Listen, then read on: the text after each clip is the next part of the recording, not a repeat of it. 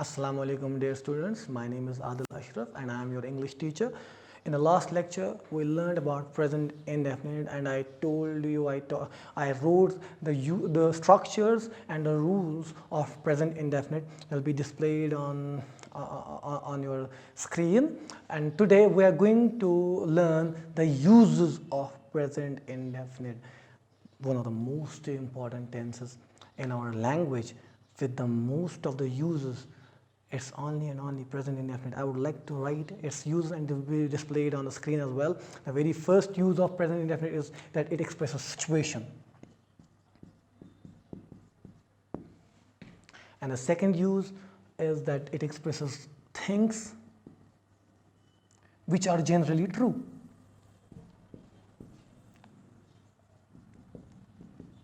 Or you can also call that general truths or universal facts. The third use is that it expresses habits. The fourth use is it expresses routines. The fifth use is that it expresses reports and instructions. The next is that it expresses actions which are performed by speaking. The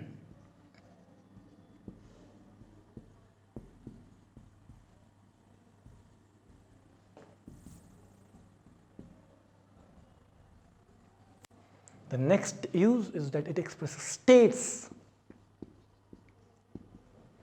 The next use is that it is used with be and have. We use be and have for a typical situation,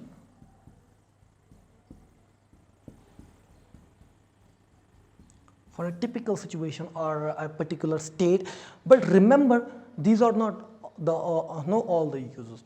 We use present indefinite for casual conversation as well. We can casually talk to people using present indefinite. We can give sermons. Our Mauli Sahibs, our religious preachers, they give sermons. Like if I am teaching you right now, the uses that I'm telling you, I mostly use present indefinite. Commentary of anything, whether it's a cricket match or a religious sermon or it's a lecture about some topic, these are usually done in present indefinite. So present indefinite is the most important and the most empathetic tense in our language. And we all should have a great hold on it. I would like to write its examples one by one. Firstly, we'll write the examples about situation.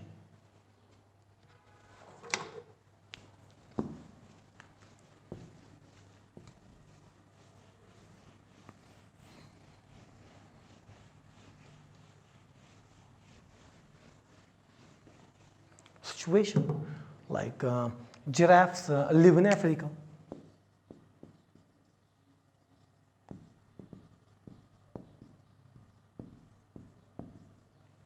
Giraffes live in Africa. It's a situation. Or we can say that they have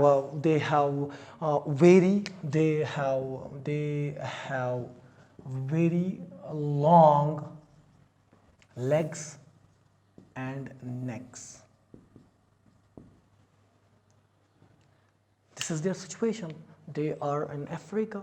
They are with long necks and long legs. Or we can say that he feels unwell. He feels unwell. If someone is unwell, if someone is not feeling well, he is ill. So we can say that it is his situation at that very particular time. So he feels unwell. So there are the other one was things that are generally true, like I would say, earth rises in the east, sets in the west, sun rises in the east, sets in the west, earth revolves around the sun. Or we can say, birds don't sing at night. Second, birds don't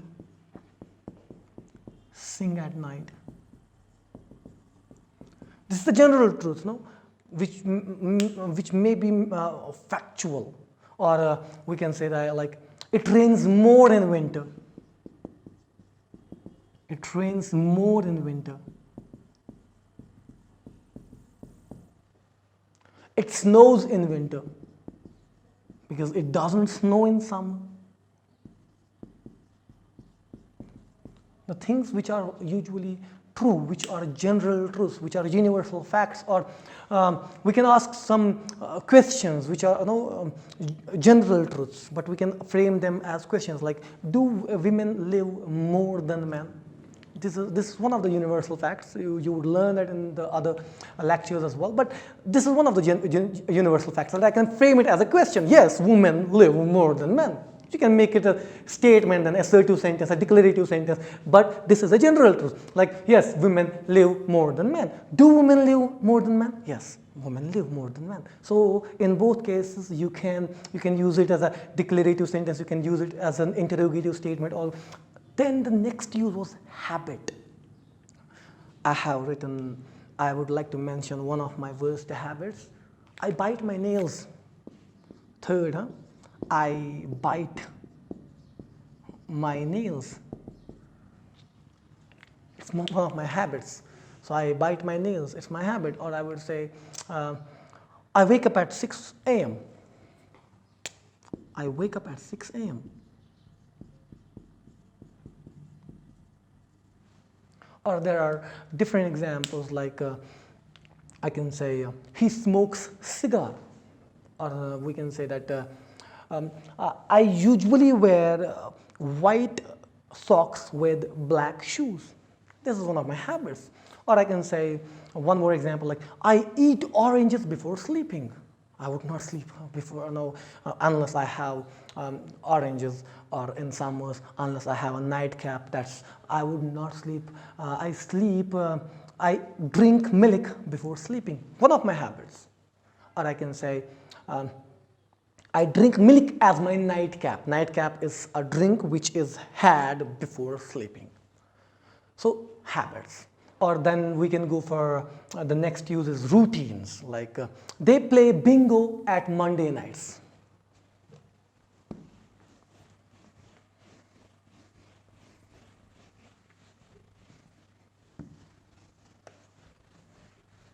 The next use was, fourth one was routines. They play bingo at Monday nights. On Monday nights, rather, we say. On Monday nights. Or we can go for like, again, I wake up at 6 a.m. Why am I writing it again? I wake up at 6 a.m. I'm writing this example again to tell you a fact about the difference between habit and routine.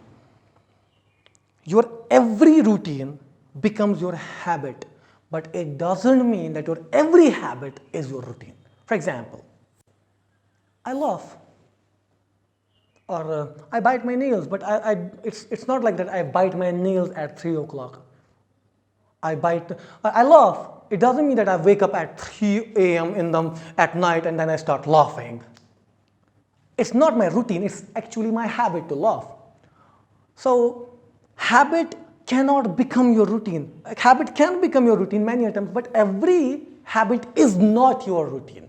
But every routine becomes your habit. Like waking up at 6 a.m. It's my routine, but it has also become my habit. For example, I offer 5 salahs in a day. It is my routine, but it is my habit as well, which is not letting me skip any prayer in the day.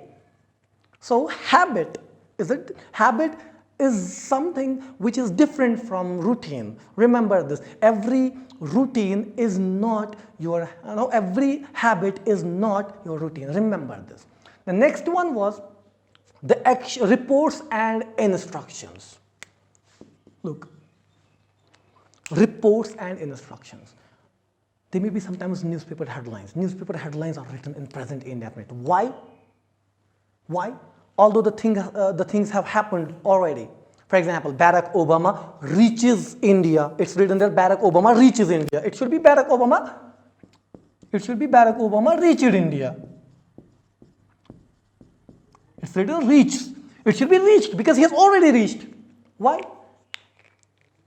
I told you it's the most empathetic language. The most empathetic language.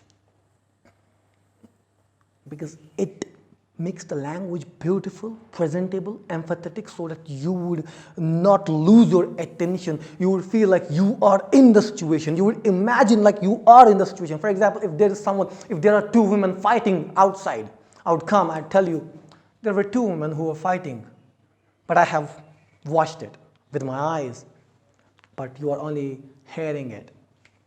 But it was I who had the fun of it.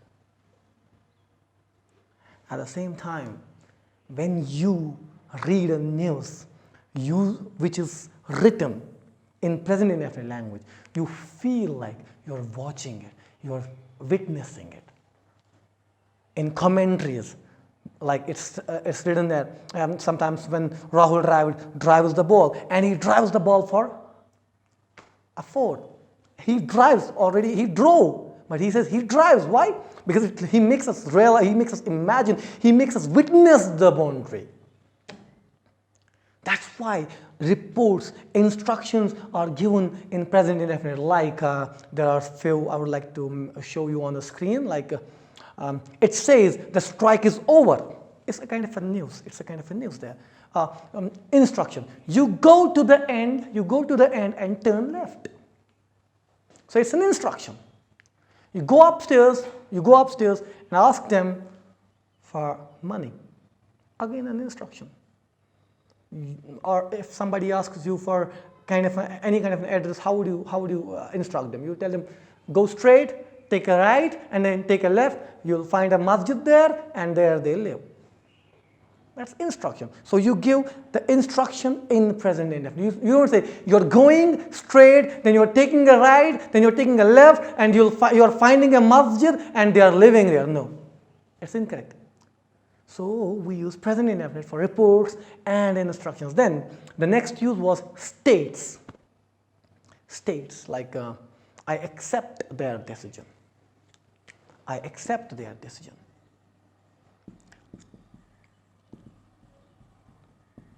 Means I'm on the point. My state, my mental state is at a point that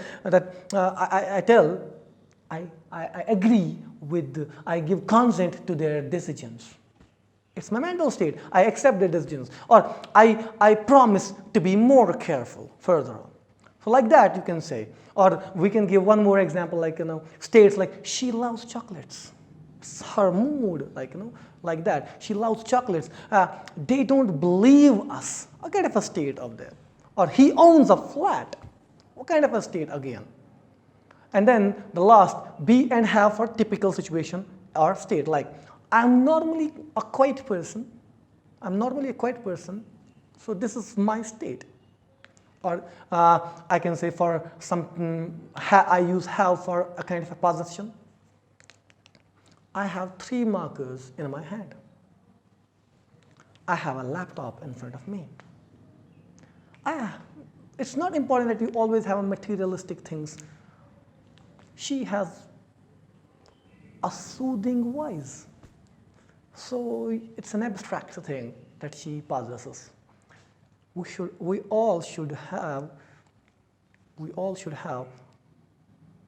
very good character. I am not a liar. It's my state of being. I am not a cheater. It's my state of being. I am a teacher. It's my state of being. This is a laptop. It's the state of being of this laptop. So these are the uses of present indefinite. So you can use present indefinite in your everyday language. And then you can make different kinds of sentence. I would write a few sentences on present indefinite using all the structures that have already been shown on the screen before. I would write all.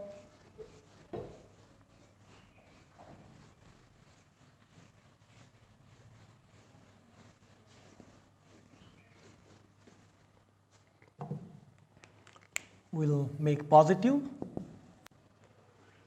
I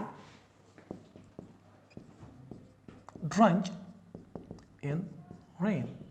It means that I get wet in rain because it was raining, so I got drenched, so I drench in rain. I love to drench in rain. I love to drench in rain. So I'm again using present indefinite. Then I would make negative of it, or make negative of it. I do not drench in rain. Structure: subject, V1, object, subject, V1, object, subject, do or does. And as per rule, we use do with I. So the verb agrees with do, that's why I use do. I do, then we use not according to the structure. I do not drench, verb 1, in rain. Object. And then we can make interrogative of it. We can ask a question. Do I drench in rain? Do or does, subject, verb 1, object. I'll make interrogative negative of it. Do not I drench in rain? Again confirmative. And I can make an informative question now, like WH. Where do I drench in rain? Why do I drench in rain?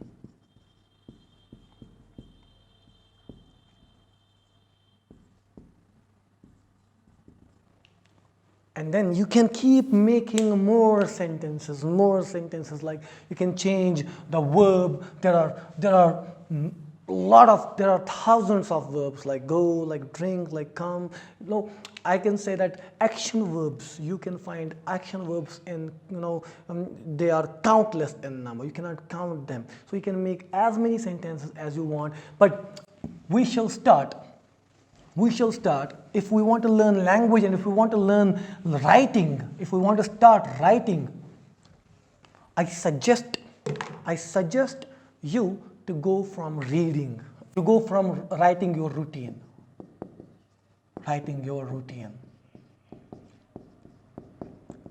And how can you write your routine in present indefinite? Like, I wake up at 6 a.m.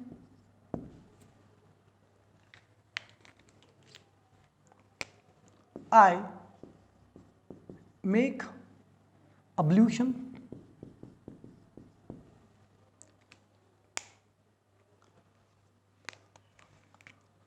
I offer or say salah. Then I do exercise.